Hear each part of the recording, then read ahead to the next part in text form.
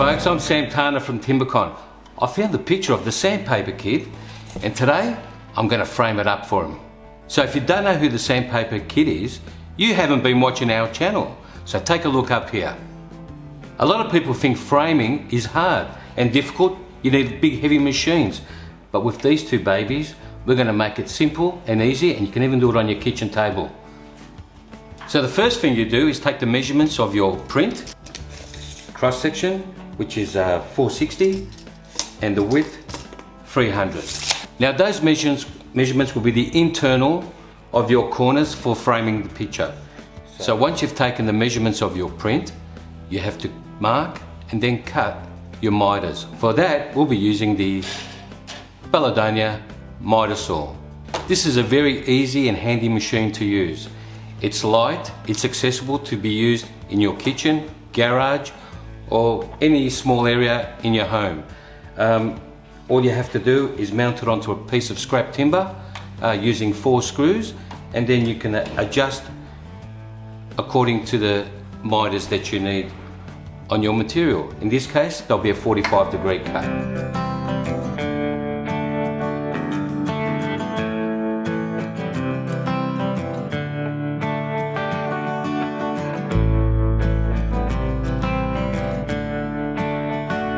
Now remember, when cutting your miters on your material, just cut a little bit longer than what's required, maybe a couple of mil, because we'll be using this baby to trim them accurately.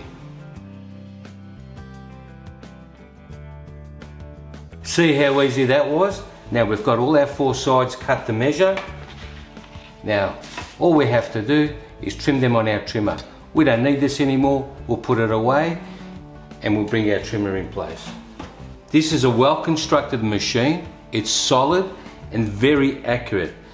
There's a left and a right-hand side, as you can see, and there's accurate positioning guides for your miters at a 45-degree angle. So we'll begin with one side at a time, slicing the perfect slice until we get to our line that's desired in order to fit our frame. So just remember, when you're doing this, small slices at a time.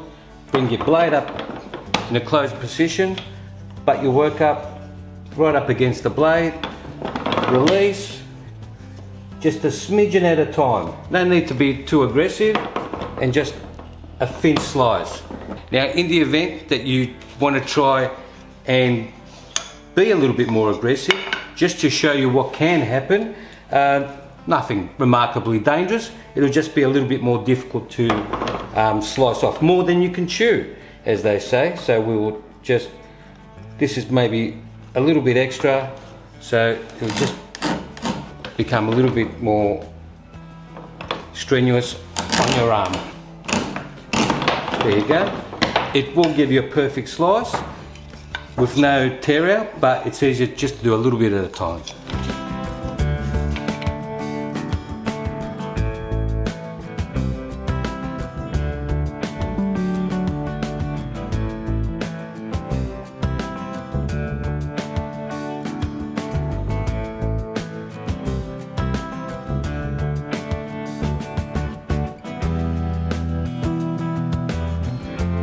Hey guys, so you've just seen me using the easy strap, which it's something you should need, especially if you're going to do some framing. As you saw, it was very easy for me to use, almost one-handed, once you set up your corners, and that's nice and tight. Look at that, you can turn it over and there's plenty of extra more strap to make larger frames. Okay, so let's continue V-nailing the corners on this frame. So you just set yourself up with a V-nailer. You can see the link that's got a more accurate description on how to use it. Okay, just set up the V with the corner of the frame on the inside. Very easy to use. There you go. Use a rubber mallet and Bob's your uncle. So that's another one done. We turn it over.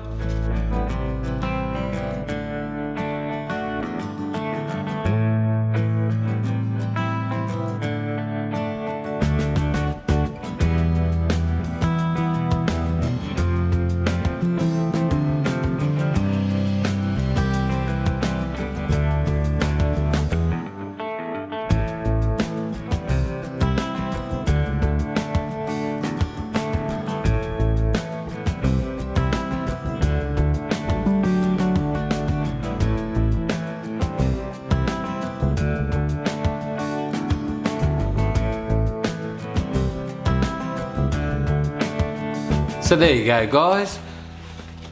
All finished. There's so much more you can do with this, but we've just sanded it back. And now with the magic of movie making, I'm going to go and give this to the sandpaper kid.